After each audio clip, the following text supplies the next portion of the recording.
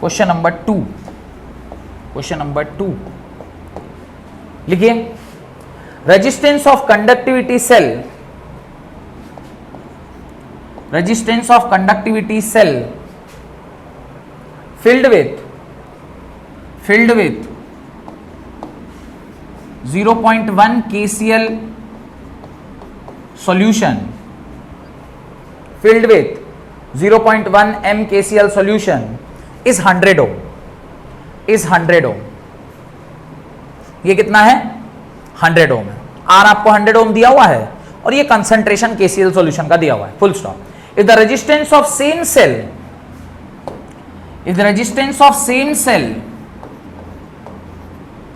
if the resistance of same cell when filled with 0.02 m KCl, when filled with 0.02 m KCl solution is 520 ohm, is 520 ohm, calculate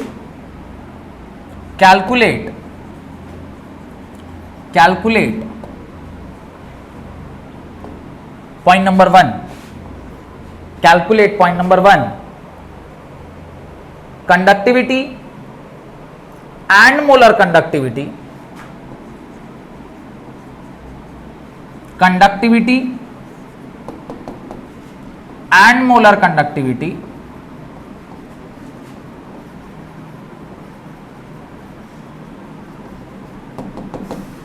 calculate the conductivity and molar conductivity of 0.02 m KCl solution, 0.02 m KCl solution if the conductivity of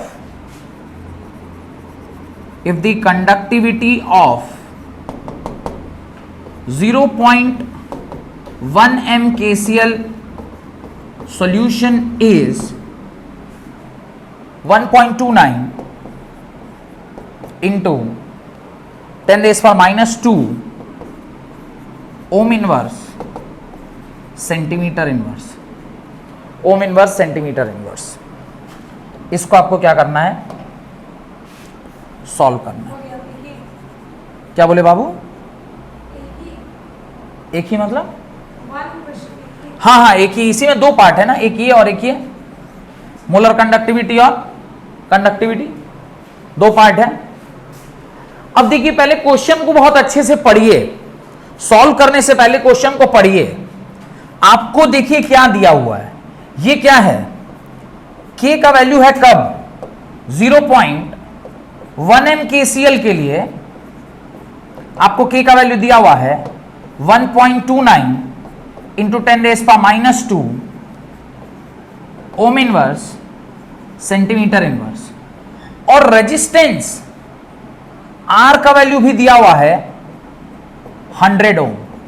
और अगर मेरे को R पता होता है तो क्या मैं C निकाल लेता हूं क्या? 1/R that is 1/100 that is equal to 0.01 ohm. तो अब दो चीजें हमें पता चल गई, क्या क्या? एक मुझे K पता है और दूसरा मुझे C पता है। और K और C जब मुझे पता होता है तो क्या मैं G स्टार निकाल सकता हूं? G star into C K के बराबर होता है, तो G star is equal to K by C। K का वैल्यू कितना दिया हुआ था? 1.29 into what? 10 raise power minus 2 whole divided by 0.01। इसको जरा सॉल्व कीजिए, कितना आ रहा है? 1.29 आ रहा है क्या? G star is equal to 1.29 और यूनिट क्या होगा? Centimetre inverse. 1.29 सेंटीमीटर इनवर्स आया।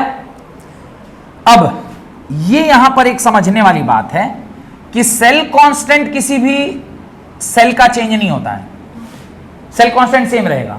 तो आपने फर्स्ट पार्ट से यानी 0.01 m KCl सॉल्यूशन से आपने क्या निकाल लिया? सेल कांस्टेंट निकाल लिया। अब सेकेंड पार्ट में आपको क्या करना है? तो सेकेंड पार्ट में अब आपको इस बार क्या पता है? सेल कांस्टेंट पता चल गया, कितना? 1.29 सेंटीमीटर इनवर्स। रेजिस्टेंस आपको कितना दिया हुआ है 520 ओम, तो C इज इक्वल टू क्या होता है 1/R, दैट इज 1/520। इसको जरा सॉल्व कीजिए,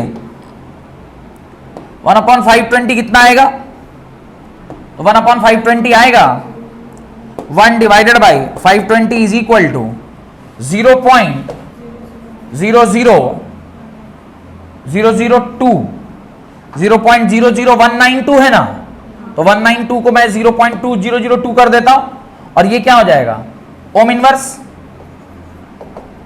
अब एक बार G और C पता चल गया तो क्या मैं इसका K निकाल सकता हूं, K इज इक्वल टू क्या होता है C इंटू G स्टार। तो C आपको पता है 0.002 और G स्टार पता है, तो K निकल जाएगा, तो K is equal to C into G star. C का वैल्यू 0.002 और G स्टार आपने खुद निकाला 1.29। इसको सॉल्व करिए, आपको K का वैल्यू निकल जाएगा, सेकेंड पार्ट का K का वैल्यू निकलेगा। और सेकेंड पार्ट का K का वैल्यू कितना होगा 0.00258। कितना आएगा 0.00258। ना 2.49 इंटू 10⁻³ 2.49 इंटू 10⁻³ और यूनिट क्या होगा, हाँ ohm inverse centimetre inverse, centimetre inverse. ये आपका कौन सा आंसर हो गया, सेकेंड पार्ट का पहला, मतलब जो दूसरा वाला सेल था उसका आंसर आ गया। लेकिन हम लोग को यहीं नहीं रुकना है, हम लोग को और आगे बढ़ना है। हम लोग को फिर और क्या निकालना है, हम लोग को लैम्डा एम भी निकालना है। लैम्डा एम का फॉर्मूला क्या होता है K into 1000 by C।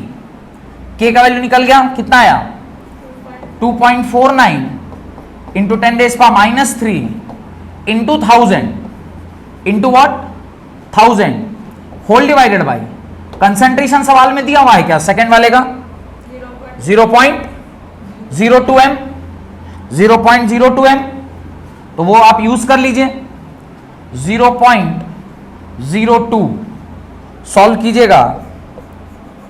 Lambda मेरे ख्याल से ये ना कट जाएगा 10⁻³ और 10⁻³ ये कट गया, और जब आप इसको सॉल्व करेंगे तो आंसर आएगा 124.5 ओम इनवर्स सेंटीमीटर स्क्वायर